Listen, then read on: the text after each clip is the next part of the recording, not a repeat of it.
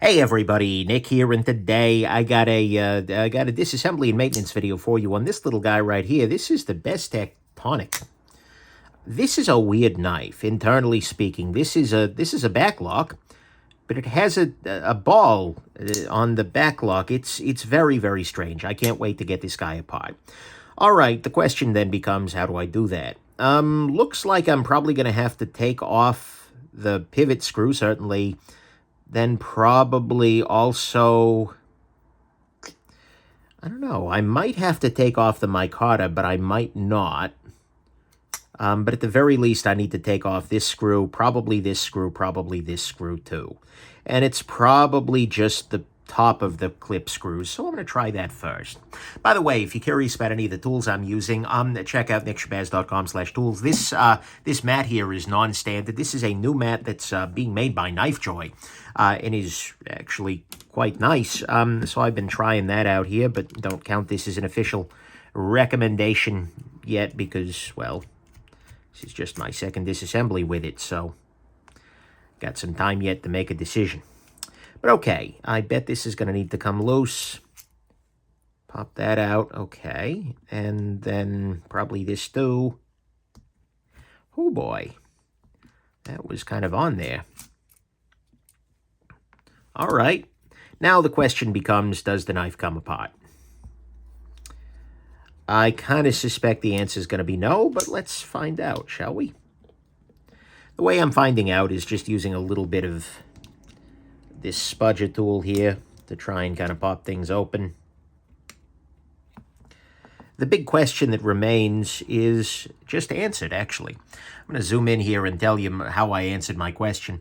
So my question was, is there a second screw going through into the backspacer from this side? But the answer to that is no. You can see right here, there is no screw going through to the other side. So that's nice. And so given that there aren't other screws, I hope, let's see if I can see anything. That might be a screw behind the micarta here. So I'm going to be gentle about this. But,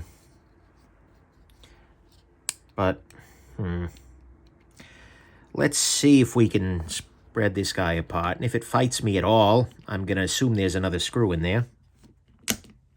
Oh, no, it seems to be coming apart here. Okay, there we go. Beautiful. All right, so the only screws I needed to unscrew, as I suspected, were this guy and this guy.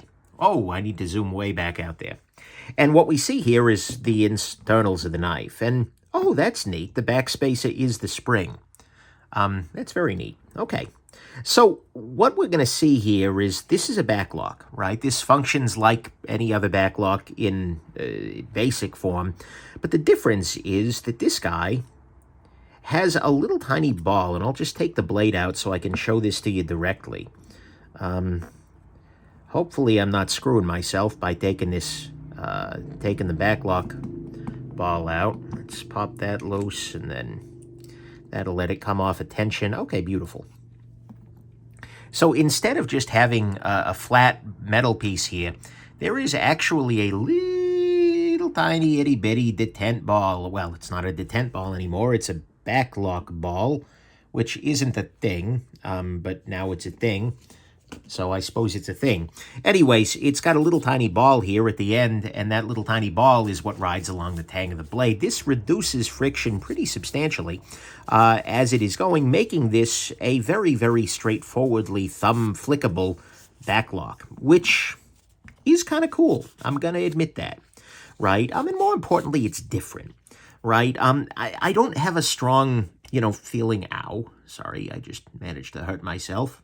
Not badly, but yeah. But anyways, it's not a off camera. I managed to poke myself with something. So anyways, it's not necessarily like, oh my God, everything is changed, everything is new, but it's a rethinking and a reimagining of a design that, frankly, I think is due for a renaissance. I kind of suspect we're going to see a backlock renaissance at some point in time in the next few years within the pocket knife market, because backlocks are solid, right? And to be fair, they never really went anywhere, right? There have been backlock variants. For instance, the Cold Steel Triad lock by Andrew Demko design.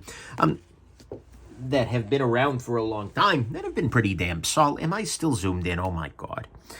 People, I'm sorry, I'm out of practice, okay? Anyways, so, yeah, I think we may be due for a renaissance, and this is the kind of innovation that might spark it. Because what this allows is just a much more frictionless open and close on this guy. It still functions like a backlock, but it's just a little bit different that way. All right, let's get a little bit more alcohol on here. Clean this out as well as the inside of the blade. Inside of the blade. Clean out the pivot hole. And I think we're actually... Oh, no, I need to clean off the bearings. That has some bearing on my next approach, which are covered in some kind of a grease or another, which not necessarily 100% in love with, but you know what? It's okay. We can clean it off. We can make it a little better. So my hope here is that once I clean this guy off, it's going to run even smoother than it did before. And there we go. Okay, this little stop pin here. Why is this a stop pin? This is the closed blade stop pin. Okay, that makes sense. So I'm going to put that back in there.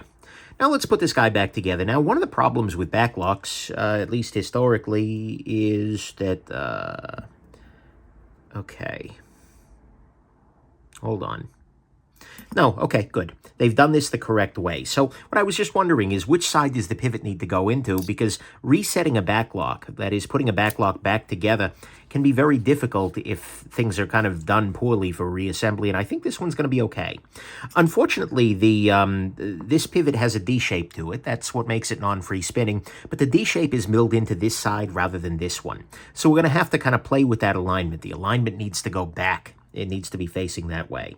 But what I'm going to do here is I'm going to use a little lubricant. This lubricant is unnamed because I am basically beta testing it.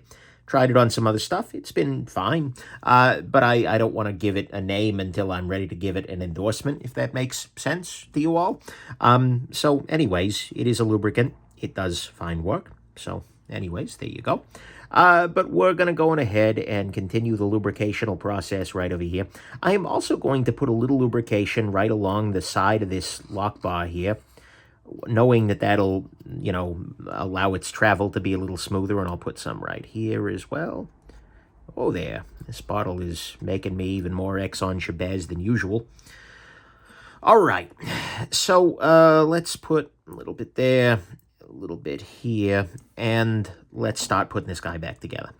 So putting backlocks back together is historically been a little bit difficult just because very often you get things like, if this spring isn't super clearly, like super easily seated, then you have yourself a problem. But I don't know that this is going to be difficult because the spring is very clearly seated here, so I should be able to put enough kind of force into the whole thing that I can kind of... Okay, here's what I'm going to do. I'm going to start off by putting the... I'm going to use this little pin here as a fulcrum, which, by the way, I should lubricate. I'm going to use this little pin here as a fulcrum to get this guy back in position. Looks like to do that, I'm going to need to remove this stop pin for a moment, and I'll probably need to push the pivot down for a moment as well. But okay, now what I'm doing here is just getting that guy with a little bit of preloading. Now what I'm going to do is drop the pivot, apparently, and then I'm going to put this stop pin into place. And this stop pin, I'm thinking, may hold the spring at bay here for a moment.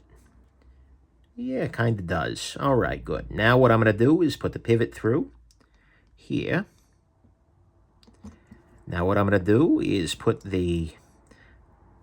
there you go. And now I'm going to drop the blade into place. Now, in order to do that, I need to lift the lock. Once that happens, the lock goes onto the blade, and I am basically home free, right? So now the knife is kind of a fully functional backlock and everything like that.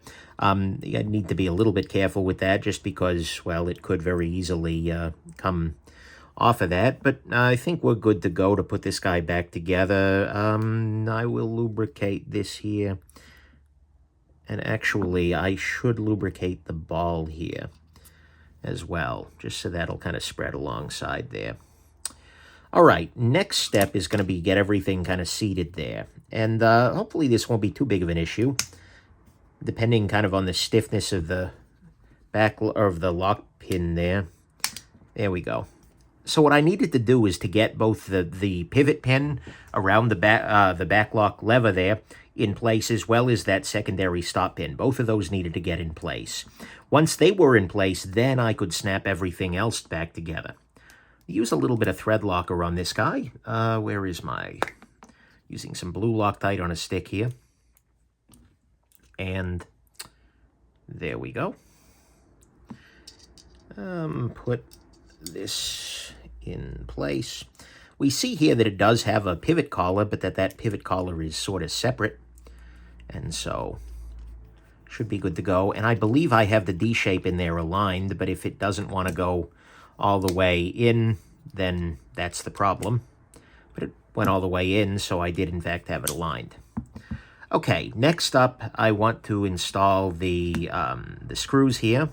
So I'll put this little T8, and by the way, it's T8 all around, which I am a big fan of all around.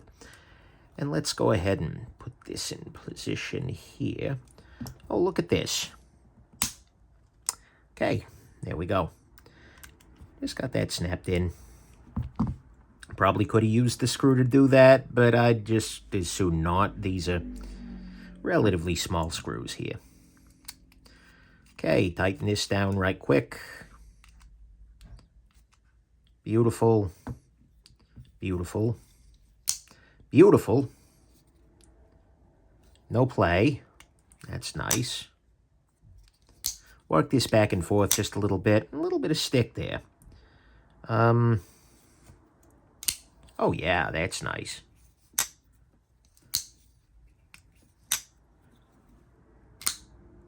That's real nice. It's a little detail, but I'm kind of digging that little ball. By reducing the friction along this back path here, it does make a difference. It really does. Okay. I am duly impressed. A little bit of clean out really did this guy a lot of good and made that way more compelling experience than it was naturally. So yeah, okay. I am in.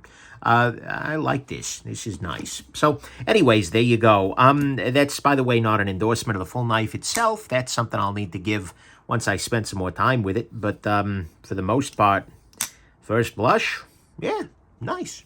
Anyways, hope this has been interesting to you, and have yourselves an absolutely wonderful rest of your day. Bye now.